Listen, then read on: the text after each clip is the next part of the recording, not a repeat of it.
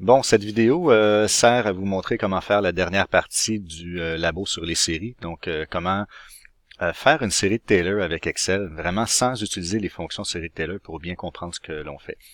Je vais vous montrer comment faire la série de Taylor de cosinus. Donc, elle est ici avec la notation sigma.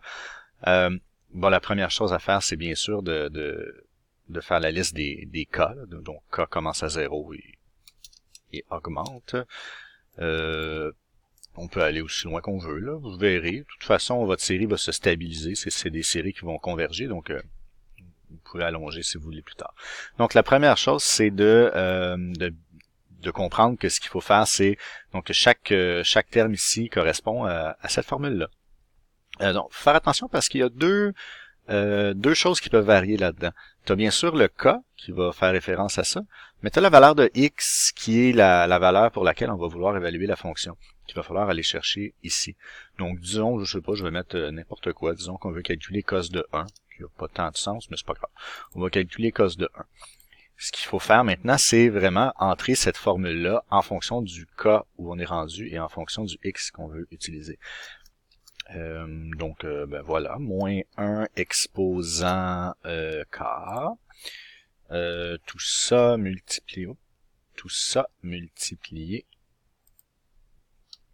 par... et là, c'est là, notre X, on vient chercher ici, faire référence à cette valeur-là qu'on va pouvoir changer éventuellement, auquel on met l'exposant 2 fois le K, 2 fois le K. Donc, on vient de faire ce petit bout-là. OK, on referme la parenthèse et on doit diviser tout cela par 2 fois le K que je dois mettre factoriel. Attention, factoriel, il y a sa fonction spécifique. C'est fact, comme ça. Donc, vous écrivez fact en parenthèse ce que vous voulez mettre en factoriel. Et c'est tout. Faut juste faire attention parce que quand on va vouloir glisser cette formule-là vers le bas, les valeurs de K, qui sont les valeurs en bleu, celles-là, on est content qu'elles changent, mais le X, on veut pas qu'il change, donc on va le mettre en référence absolue, on va lui mettre des signes de dollars. Et voilà. Donc ça, c'est notre premier terme de notre série, donc c'est bien sûr c'est 1. Notre deuxième terme de la série, regardez, c'est si j'avais mis 1 ici, j'aurais moins une demi, c'est ce qu'on a, et on continue. Ça devrait être suffisant, ces nombres-là sont ridiculement petits. Il reste à faire la somme. Le premier terme, c'est toujours... Donc, faire les sommes partielles, le premier terme, c'est toujours le premier. Et comme dans les autres, on fait la somme partielle précédente plus le prochain terme. Et voilà, on glisse ça. Et donc, on voit que ça se stabilise très rapidement. C'est une série, donc avec x égale 1, cette série-là converge très rapidement. Regardez, après 7 termes, là, on est à, mon Dieu, 8 décimales qui sont bonnes.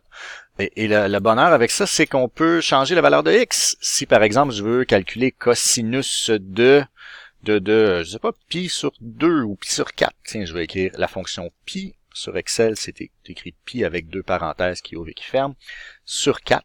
Et vous allez voir, tout va changer. Et voilà, et là, vous voyez donc que pi sur 4, notre série converge très rapidement vers 0,70, qui est la valeur de cosinus de pi sur 4 que vous devriez normalement savoir. Et donc, ça serait la réponse à mettre ici. Pour x égale pi sur 4, la série converge vers. Alors, normalement, vous savez quoi m'écrire ici. Quelle est la vraie valeur exacte, pas en décimale, de cosinus de pi sur 4. Et vous pouvez continuer pour prendre d'autres valeurs de cosinus de x. Et donc, c'est pas mal comme ça que ça fonctionne.